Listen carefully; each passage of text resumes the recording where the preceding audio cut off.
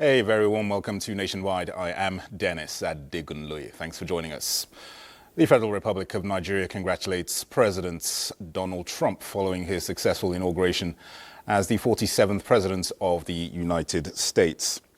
A statement by the Ministry of Foreign Affairs says that Nigeria and the US have enjoyed cooperation in diverse areas of mutual interest, especially in promoting good governance, sustainable development, and the fight against terrorism and violent extremism. Nigeria therefore looks forward to further strengthening the historic, strong and vibrant strategic partnership for the mutual benefit of both countries. Nigeria is commiserating with the government and people of Turkey over the unfortunate fire incidents at the Grand Kartal Hotel in the Kartal Kaya ski resort. The fire, which claimed the lives of 66 people and injured over 50 others in Bolu province in northwestern Turkey, was reported to have started in the early hours of Tuesday, 21st January. The federal government, in a statement by the acting spokesperson of the Ministry of Foreign Affairs, also prayed for a speedy recovery of the injured. The avowed commitment of Nigeria's First Lady Oluremi Tinubu to better the lot of families in the country through her pet project, the Renewed Hope Initiative, has continued to find practical demonstrations in the lives of vulnerable groups across states. Vulnerable groups in Edo State are the latest beneficiaries following the distribution of food items worth millions of naira by the initiative under its food outreach scheme. State House correspondent Adeni Taiwo reports.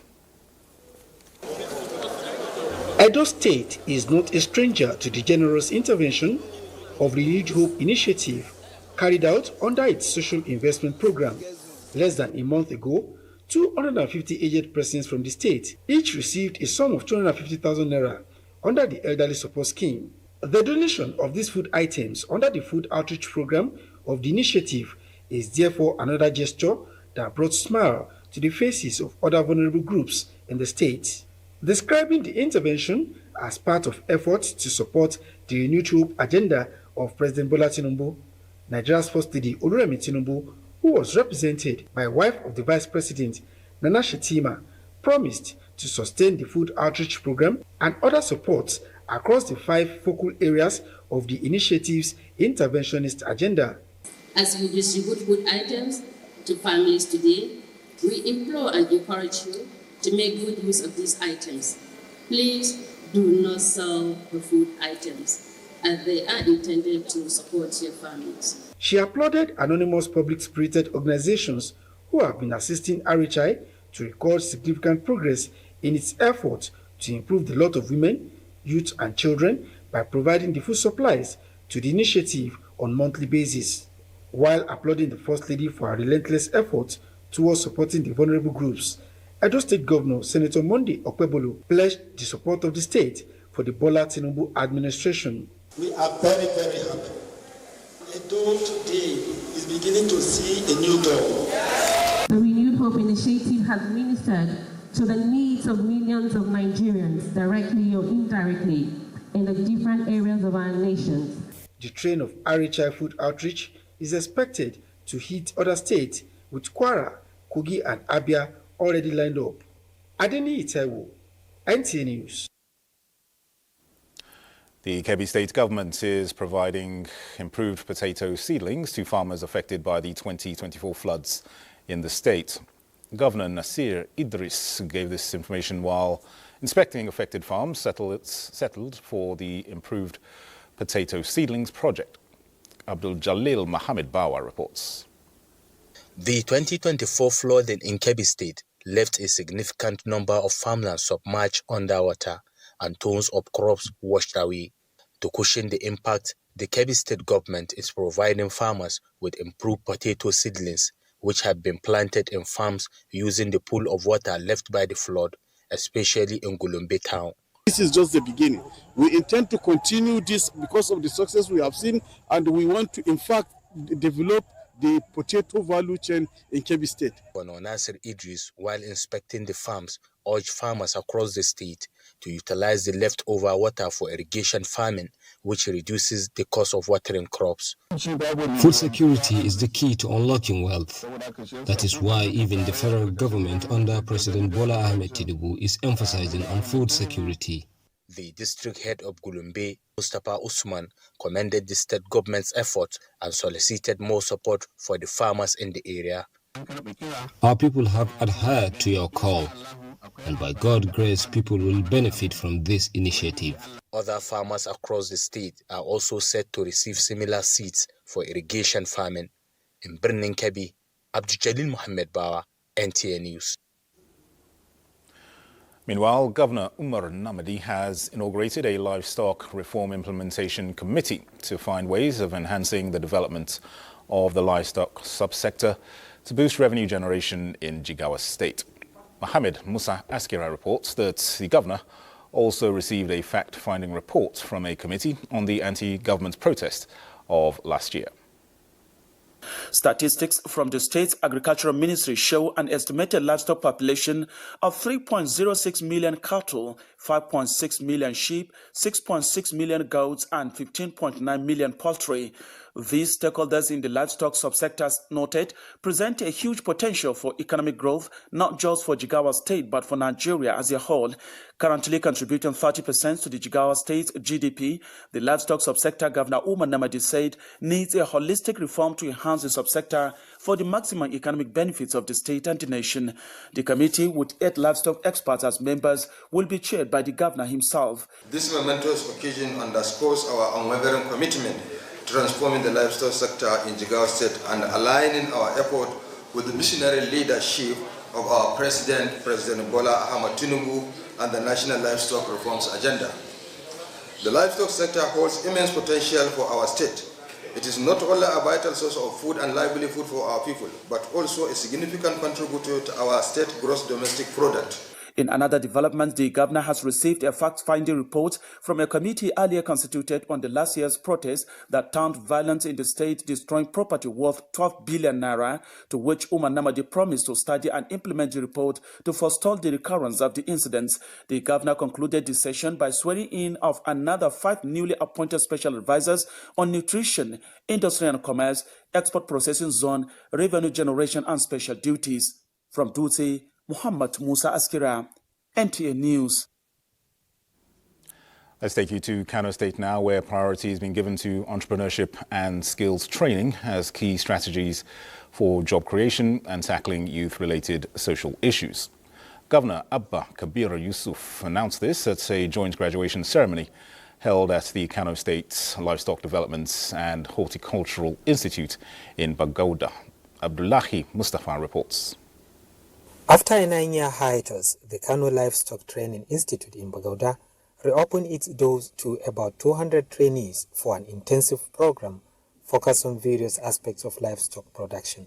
I would like to extend my deepest gratitude. These individuals are now certified practitioners and active contributors to the sector. In a joint graduation ceremony, they were joined by 140 graduates from the nearby Horticulture Institute. Governor Abba Kabir Yusuf, while congratulating the graduates, pledged startup capital to support them in launching their own ventures. Combined with other projects and programs of my administration, this will improve the overall development outcomes in the state. The investment in skill development, he noted, will not only boost Kano's economy, but also contribute to addressing the challenges posed by climate change. The graduation of the first set marks the beginning of a new training cycle with 400 additional youth now enrolled in both institutes. The governor had earlier flagged off the Kano State Government's Girls Reproduction Empowerment Scheme for Women. In Kano, Abdullahi Mustafa, NTA News. And Abdullahi joins me now live in Kano to give us more on this. Abdullahi, what more can you tell us about the skills training? Thank you, Dennis. The training program is the return of the Kano Livestock and Horticulture Institute are part of strategies put in place by Kano State government to empower the youth. The institutes are 26 in number, but these two were the first one to take off 3 months ago. And the youth are engaged, we are trained in livestock production, including breeding, fattening of the large and small ruminants such as cow, sheep, goats, and even smaller ones like rabbit. And on the other hand, there are also trainings on how to produce feeds and how to take care of the animals, the first emergency care before going to veterinarians. And the Horticultural Institute, which also is situated in Bagoda, trained the youth on plant propagation, compost production, as well as other means of propagation like budding, grafting, and the rest. They are also trained on how to produce medicinal plants, ornamental and economic plants, especially the grafting and the budding components of the propagation process are for economic trees, so that they can establish their own ventures, and as the governor said in the report, they will all be supported with all they need to set up nurseries and also small farms for livestock production. So all in all is an initiative to empower the youth. And also he presented 3 goats to 500 women, which is also another empowerment initiative for breeding purpose, which is also another home-based income generating activities for the women. So this is all about the training, the empowerment training. Abdullahi, to what extent would you say that this entrepreneurship training will help in addressing social issues in the state? Yes, and as the governor was saying during the graduation, this is another, is like a non-kinetic approach to security and social vices in the state, because in the urban and semi-urban centers used to have these phone snatching, fighting among rival gangs, and even to some extent armed robbery, burglary and the rest. So this is apart from collaboration with security agencies, which the governor mandated the Directorate of Special Services to handle. On the other hand, the economic empowerment program is designed to keep the youth away from unwholesome activities by engaging them economically so that they can be useful instead of being a liability to the society. You all desire. Thank you, Abdullahi, for that. Thank you, Dennis. All right, to Lagos State now, where Governor Babajide Sanwo-Olu says his administration will continue to partner with educational institutions at the federal and state levels to advance educational opportunities for young Nigerians. The governor gave this assurance when he hosted the registrar of the Joint Admissions and Matriculation Board, JAMB, Professor Ishak Oloyede, at the Lagos House, Ikeja. Joy Ken Agbakboya reports. A visit by the JAMB delegation led by its registrar, Professor Ishak Oloyede, is to draw the attention of the Lagos State Governor to the challenges experienced in accommodating the high number of UTME candidates in Lagos and to seek support in addressing the difficulties. If we have a plot of land, it is for us to build, just as we were building, because we are doing this in the last 2-3 years. We have done so in Rivers, we have done so in Borno, Sokoto, Kano, Nasarawa, and so on, where we have the centers, where even the needs are less. So we feel that we should come and appeal to you as our father in the state to please urgently provide us with a plot of land in each of these places. Reiterating the state's commitment to improving educational standards, Governor Babajide Sanwo-Olu promises support to JAMB in its quest to establish new computer-based test centers for candidates in Lagos. We've also taken the point around utilizing the skills and the competence and the capacity, of JAM. Only to mention that we have one of the biggest and we dare say the best public service staff development school in the country here in Lagos. The governor also acknowledged the transformative strides so far achieved by the Joint Matriculation Examination Board under Professor Ishak Oloyede. In Lagos, Joy Ken Abakboya, NTA News. And we'll stay in Lagos, where Adiola Kamiakere is our guide for the next set of reports. Hello, Adiola.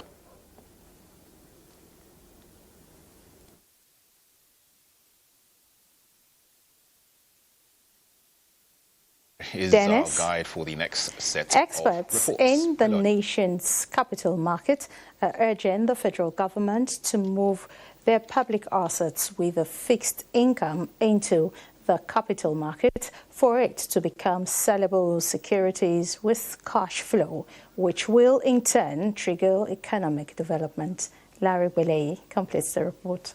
One of the ways the government could make its public establishments function optimally to achieve the nation's socio-economic goals is through securitization of government assets, which is a financial practice of pulling various types of assets into packaged interest-bearing securities. The capital market made an example of government assets such as nation's power transmitting agency, the railway, the petroleum sector, can all be packaged on the capital market with a certain percentage allowed to be an interest-bearing entity. We're saying that the federal government has a lot of assets. How do we use those assets to be able to get money in order to do more things? Because if you are able to make more money, you are able to do more things. Financial experts speak further on securitizing public operation of the federal government. The big question is, what's the holdup? Why is it taking so long? I suppose we can look at this in two ways. The good news is there is the intent that has been publicly declared, even documented, as was mentioned in the PIA, for example, in the case of NNPC. So we do know that the government has come to the realization that this is necessary. Maybe two things or three that can actually change the course of our economy. If you liberalize transportation, especially rail transportation, lease the NNPC, just those two. If we don't provide those opportunities, the capital will not flow towards there. Financial experts highlight the gains inherent in these moves, which include government corporation having access to an income stream that is less capital intensive, increased liquidity for banks, and reduction of debt service costs, which will go a long way in boosting the nation's economic growth. In Lagos, Larry Bileyi, NTA News. Traditional medicine usage is gathering momentum in the country, with many users attesting to its efficacy. While many herbal products have been refined to be panacea for various ailments through research and laboratory testing, Nigerians still believe more measures are needed to further develop it. Joel Bobola will give us the details. Traditional medicine has never been in doubt. According to research, more than 80% of Nigerians depend on the medical solutions it offers, and its significance cannot be overemphasized. For many Nigerians, especially the older generation, herbal products has become a substantial part of their daily routine, and many of them are attributing their good state of health to its efficacy. They are from herbs. They are from plants. All right? So if you are getting the natural one and you are taking it and it's working for you, and it's supposed to even work for you, if you use the right dosage, I don't think there's anything wrong. We were brought up in terms of agbo. They make herbs, roots, add it together, cook it, and give us. And we're even stronger than the present day's children. Other Nigerians, especially the youths, are still skeptical about the issue of dosage and the method of processing. Most of my friends they do, but me I don't. I've not tried it for once. The first time I tried it, it didn't go well. The Nigerian Natural Medicine Development Agency have stepped up research in traditional medicine, producing several products which have undergone scientific testing and awaiting mass production. Our own is to develop these products, have a proof of concept, do our pilot plan, create spin-offs, create models and all of that, and all of these we have done, and we are waiting for necessary approvals so that they can be marketed. With research and more exposure, experts say Nigeria can start reducing importation of pharmaceutical products into the country. In Lagos, Joel Mukbola, NTA News. And that's all from Lagos. The news will continue after this time out.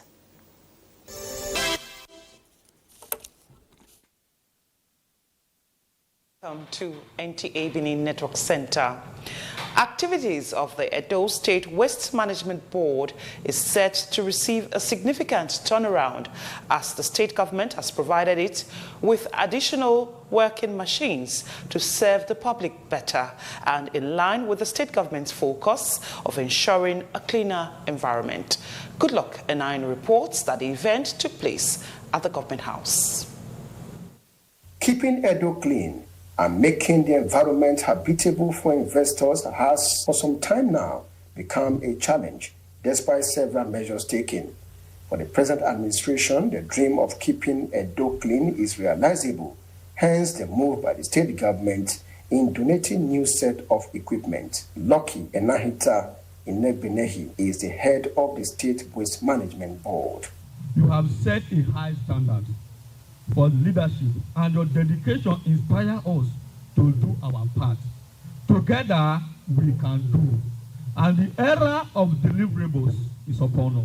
Governor Pewolo was accompanied by other top government officials to the commissioning at the premises of the board within Government House. The governor, who recently boasted that his administration is set to ensure a cleaner environment, said the new Edo will serve as a motivation to investors and charge staff of the board to protect the equipment, which include payloaders, compactors, tippers, and others are used for the benefit of the people.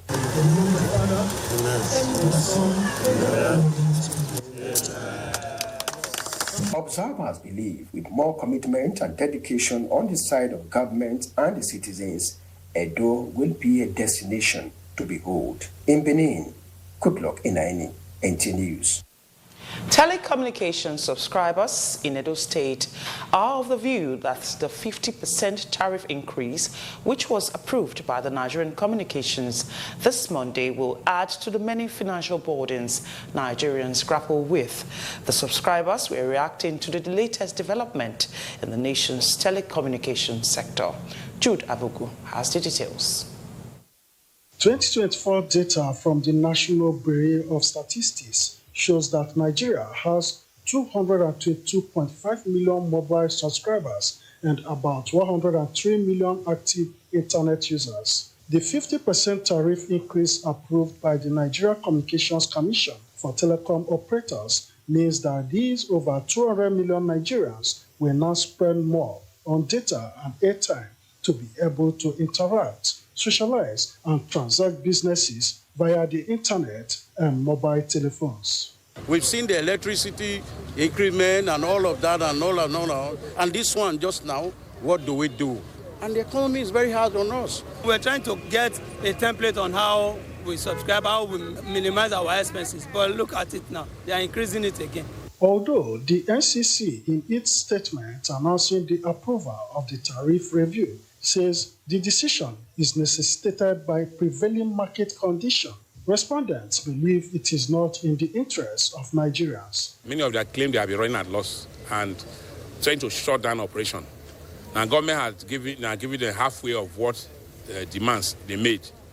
So that means that government too will realize more money in terms of tax. At every point in time, I'm online.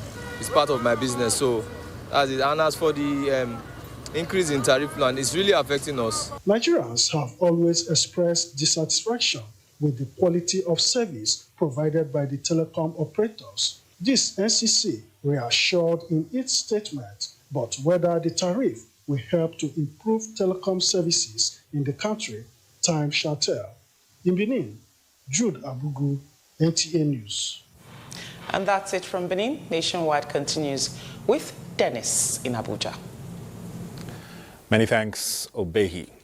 Let's take some electoral matters now. The political cloud settles in Anambra State this year.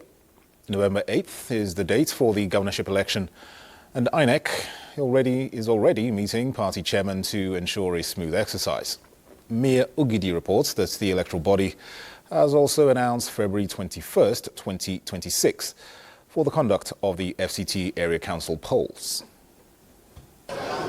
New year, new hope, with handshakes across the Niger between political party chairmen.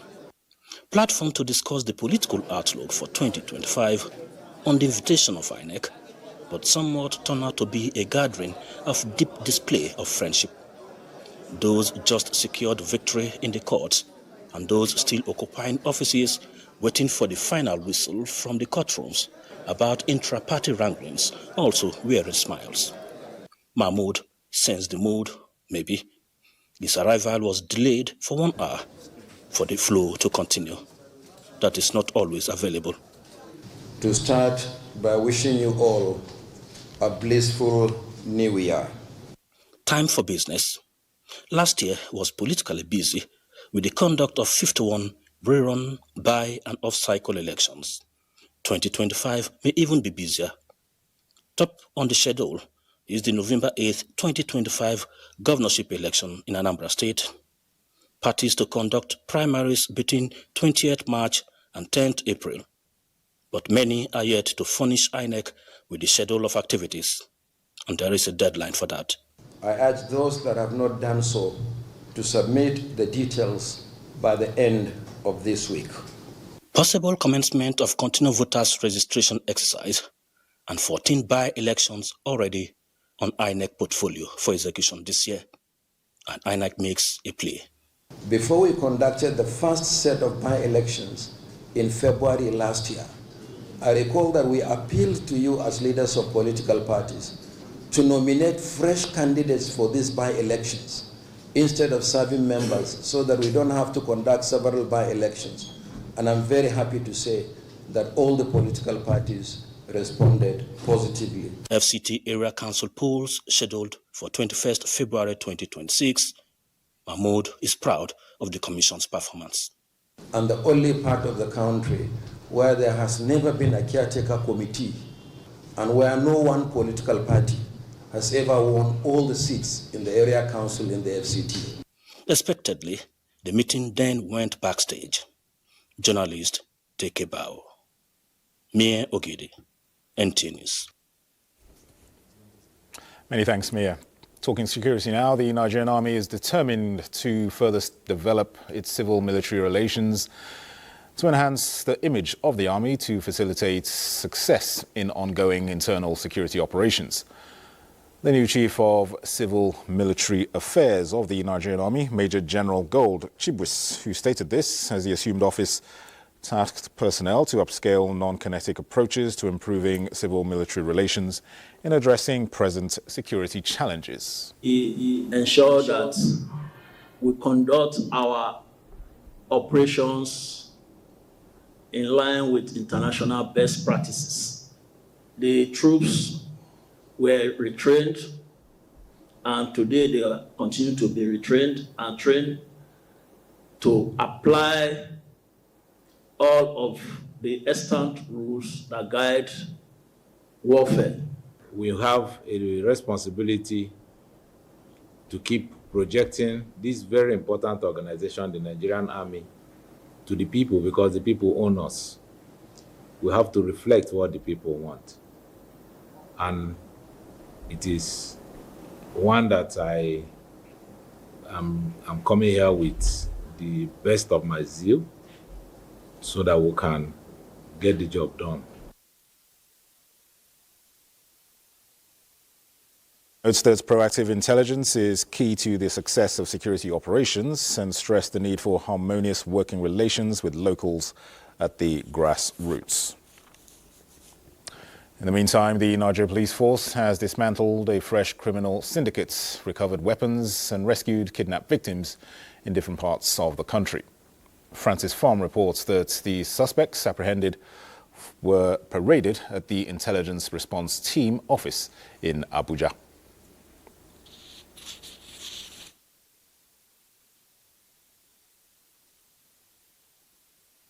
The arrest of 179 armed robbery suspects, 100 kidnapping suspects, 152 murder/homicide suspects, 34 suspects connected with a lawful possession of prohibited firearms, 77 rape suspects, 110 suspected cultists, and of course recovery of 73 various arms. The police was also able to recover 56 stolen vehicles and rescue more than 100 victims of kidnapping. Elsewhere, the police apprehended a syndicate that specializes in stealing motorcycles in Lagos and Ogun states. They further confessed that they majorly steal motorcycles owned by farmers and sell them to one Kasimun Abu Bakar, Stephen John, and Nafiu Umar at varying prices ranging between 200,000 and 250,000 naira. The police promised that justice would be served and all stolen items recovered. In other news, the African Center for Leadership, Strategy and Development, Center LSD, has been reflecting on its achievements in the last 15 years and making projections for the years to come. Ogochukwu Onna, who was at the media briefing in Abuja, tells us more. Published in 2010, Center LSD came on stream to address critical constraints in Africa's steps towards greatness as regards leaders and leadership development, strategy planning and management, sustainable development and social transformation, adopting inclusive approach, engaging beneficiaries and change agents at all levels, with students in Nigeria, Cote d'Ivoire, the Gambia, Malawi, Zimbabwe, Kenya, Zambia, South Africa and Niger having benefited from its services free of charge, among other lasting impacts, including influencing the adoption of open government partnership principles in 25 states in Nigeria. Within the last 15 years, we have trained over 165 individuals in strategic management, certified by the Institute of Strategic Management of Nigeria, Chartered. We have also contributed to major national and regional strategies, including Nigeria Vision 2020, Nigeria Agenda 2050, and National Development Plans, Africa Agenda 2063, and the Sustainable Development Goals. We have also supported governments and organizations like the Independent National Electoral Commission, TED Fund. We have supported UN Women and Water Aid in strategic planning. Operating without challenges, the center hopes to further amplify the voices of the unheard, strengthen foundations of justice, and create an unmatched legacy of sustainable development. Its desire is building an Africa where leadership drives progress, people are empowered, and communities thriving in dignity and equity. In Abuja, Ogochukwu Onna, NTA News.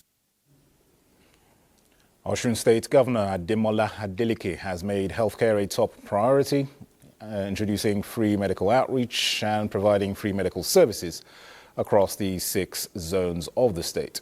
Femi Afariogun takes a closer look at how this initiative is reshaping the health sector and impacting lives.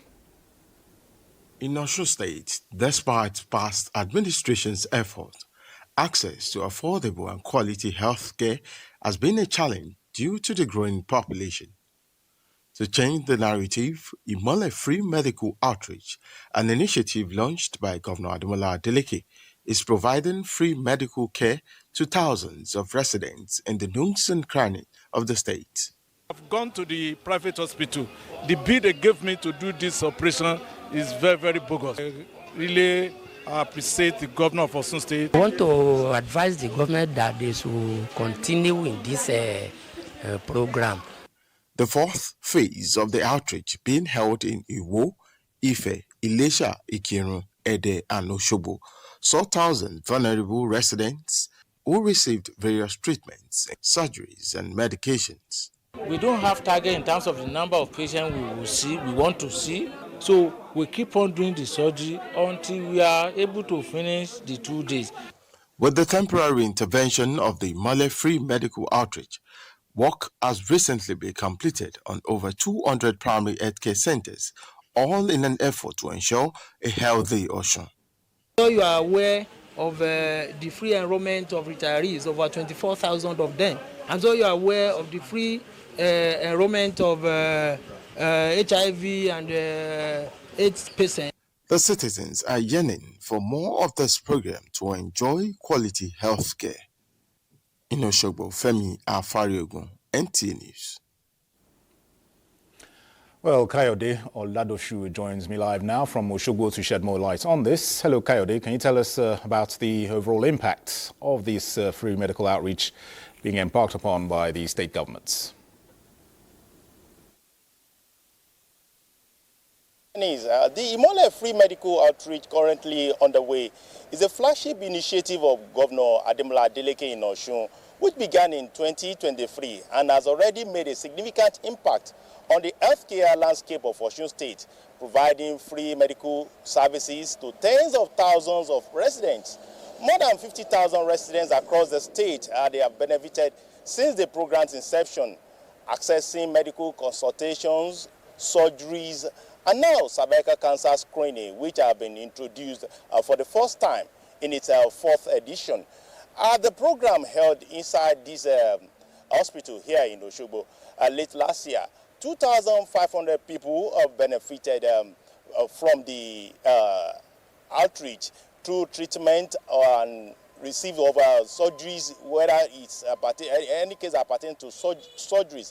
The outreach goes beyond treating illness, as it focuses on raising awareness about preventive health care, teaching residents about healthy living and early detection of diseases, which health officials say is crucial for tackling chronic illness. I tell you, Dennis, the program is a lifeline for thousands of residents in the state. Certainly, we hope that this will continue and we'll have more healthy people in the state there. Thank you, Kayode. All right, let's now join our Sokoto Network Center, where Sadia will give us the next set of reports. It's over to you.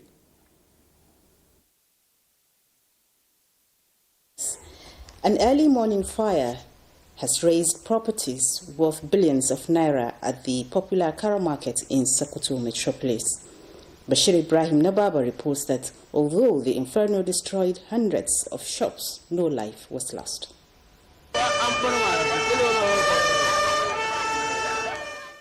The fire incident, which started in the early hours of Wednesday, razed over 1,000 shops in the market. It was reportedly caused by a fire from a refuse dump, which was earlier extinguished Tuesday around 8 o'clock in the evening. However, in the early hours of Wednesday, some good Samaritans drew the attention of the market management that the inferno has reignited, claiming many shops. Soon after, the leadership of the market and firefighters and some security personnel arrived at the scene and swung into action to put out the fire. Muna kira ga gwamnatin tarayya da gwamnatin jiha musamman da sauran wakilai su shigo su taimaka. Wannan kasuwa ce ta talaka. Don Allah gwamnati ta shigo ta tantance bisa ga irin dimbin hasarar da al'umma sun kai domin ta tallafa mu al'umma domin su samu tsayuwa da kafafunsu. NTA News camera lens captured Special Advisor to Sokoto State Governor on Fire Service, Salis Lawali, Director Sokoto State Fire Service, Mustapha Abubakar, and the Commandant, NSCDC Sokoto State Command, Ishaq Al-Fadari, who were on hand to assess the level of the damage and to ensure that the fire is brought under control. Talking to them that they shall allow our vehicle to pass. We are facing a lot of problem. Sometimes our vehicle cannot pass. We are here to quench the fire as much as we can. We battled this fire for several hours, and alhamdulillah, you can see that the fire is now completely under control. But we are still taking measures to secure the remaining property. At the time of compiling this report, a combined team of the state and federal fire service were seen busy subduing the fire. From Sokoto, Bashir Ibrahim Nababa, NTA News. In response to Nigeria's pressing challenges, Christian leaders in Sokoto State are urging the faithfuls to intensify their prayers for divine guidance and intervention.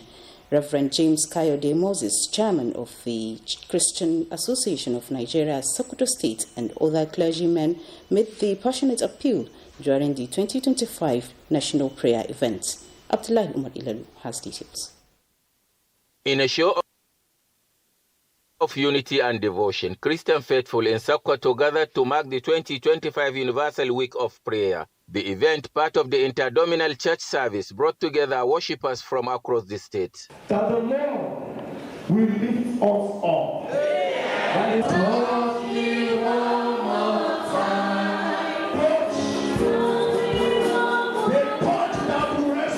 some worshippers shared their thoughts on the significance of the national prayer. I pray that God will bring unity in our nation and our leaders. God should touch them to do the right thing. God should give our leadership the wisdom and his fear to carry his children. The chairman, Christian Association of Nigeria and Sokoto State, Reverend James Kayode Moses, led clergymen in fervent prayers for Nigeria's leaders and citizens. They appealed for foresight in addressing the nation's predicaments, including armed banditry, kidnapping, and terrorism.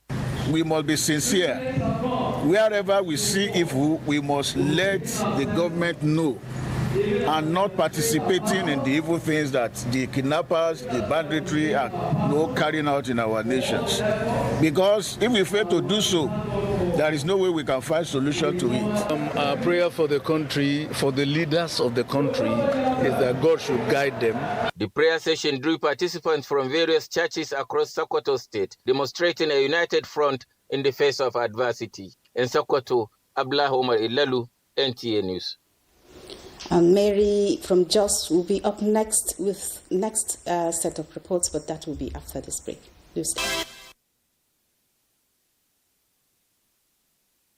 Joining us here in Jos, and we begin with security, where the 3 Division and Operation Safe Haven recover 476 small arms and light weapons, 13,530 ammunition, dismantle 23 illegal weapon factories, and arrest 137 gun runners in 2024. GOC 3D and Commander Operation Safe Haven gave this indication at a media engagement in Jos. Ndayang and Debagang has details. Plateau State had in the last decade grappled with violent conflicts that have led to wanton destruction of lives and property. Some of the security concerns border on attacks on isolated communities, farm destruction, and cattle rustling, which the GOC 3 Division and Commander Operation Safe Haven says are the major triggers of violent conflicts in parts of the state. Major General Abdusalam Abakar notes that the proactive engagement with various stakeholders have reduced tension and significantly averted crises, which paved way for the gradual resettlement of internally displaced persons back to their ancestral homes. A look at the statistics, for instance, for the year 2024, revealed that incidents of violence on the plateau reduced by an impressive 65% as compared to previous years. The GOC 3 Division says measures have been put in place to drastically reduce arms proliferation in the state, with operations against illegal weapon manufacturing and gun runners, and efforts that paid off. Major General Abubakar also acknowledged support from government and strategic guidance from the Chief of Defense Staff and Chief of Army Staff, and their commitment in ensuring provision of combat enablers, which improved their operational efficiency and response to distress call in Jos. Ndanyan and Abuja, NTA News. And in health, Plateau State government is upgrading 82 primary healthcare centers to improve healthcare services across the state. Again, Ndayang and Debagang reports. The contract to upgrade 82 primary healthcare centers is in partnership with the Immunization Plus and Malaria Progress by accelerating coverage and transforming services. IMPACT program is a globally recognized initiative designed to enhance healthcare delivery, particularly in rural areas. The project will include infrastructure upgrade, provision of essential medical equipment, and capacity building for healthcare workers. We have reconscientized and revitalized the commitment of our project coordinators to make sure that we leave tangible impact on the lives of our people. World Bank Country Director N'Djamena Diep commended the Plateau State government for its unwavering commitment to improving healthcare access and services, adding that the project will prioritize maternal and child health, immunization, and malaria prevention.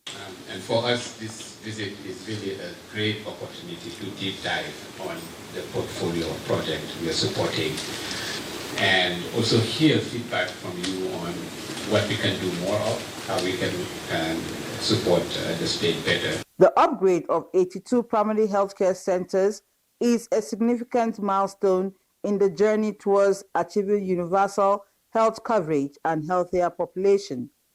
In Jos, Indenyan and the Abuja, NTA News. And that's our contribution from Jos. Dennis is still standing by in our Abuja studio. Good evening. Thank you, Mary.